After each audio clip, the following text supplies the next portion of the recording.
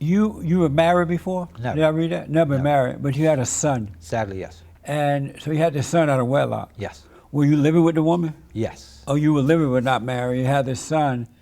So what happened to your son at 6 years old? So sadly, I got in front of the wrong family court judge, a very feminist judge who had a record of just mauling the fathers. And I had gotten my son, because of domestic violence against me, I got full legal and physical sole custody. Really? Which never happens. That's That right. was a blessing and a half. Yeah. So I had him grow up for 6 years, and So you were raising him from 6 months to 6 years by yourself? by myself. I retired from music and acting. I just let everything go. I was miserable because it's what I'm made to do as a job. Right. And but I was raising a little boy. Yeah. He was a little Bible expert. Like I raised him like I'm like I know what's wrong. I'm gonna try to raise him right. And all I would do is bring Jesus music and Jesus movies, and so I try to raise him like some Midwestern kid in New Jersey, which was working for a while, until the mother and the system decided to take me to court for some hearing and visitation or something like that. Long story short, the judge was an Obama supporter, surrogate as well, and did not like the fact that I was raising the kid in a Christian household, and my son would get in trouble in school for preaching to Muslims. So there were little Muslims there, and he would preach to them. So he would always get in trouble, and I would encourage him. I'm like, yeah, son, do it. And the teachers hated him. So the teachers hated my son, the courts hated me, and after 27, 28, 30 useless hearings, you know, I told the judge she was wrong, and this is borderline illegal. It's like you're changing. All the proof and evidence is on my side.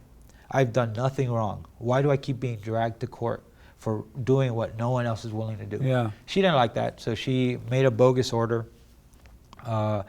and it was ambiguous enough to get the child away from me, but not to transfer custody. So he wound up with the mother. The mother left the state. Haven't seen him in 7 years. Really? Yeah. You haven't seen him in 7 years? Haven't seen him in 7 years. You don't know where the mother went? I know where she went, but then they find out the mother didn't have a place to live, and my son wound up in a homeless shelter when he was taken from me, and he was beat, and DIFUS in Jersey covered it up. The local bar refused to give me service because they were friends with the judge. The guardian ad litem, which was the guy that, you know, the attorney for the child, Right. was in bed with the judge. Did they know that you had spoke out against Obama? Yeah. Oh, how did the judge find that out? New Jersey is a small place. Oh, I see. Yeah, especially where I was. And so now your son has been, you thinking that he's been taken away from his mother. Probably taken away. Why don't you get him back? Why don't they give him to you? I made every attempt to do it, and it's been blocked supernaturally. So I'm like, okay, Lord, I'm gonna leave it to you. Yeah. I mean, I've traveled, I've backpacked across the country, I've petitioned this one and that one, and it's not a no, but it's almost like a not right now. So I'm like, okay, God, I'm leaving it to you. And the minute I did, that's when everything started returning to my life. So I'm like, okay, this is the right course. So when you look back on that situation, is there something you could have done differently? Yes. I think I was very strong-willed in the wrong way. Yeah. And I didn't handle things correctly because I had many opportunities to end it.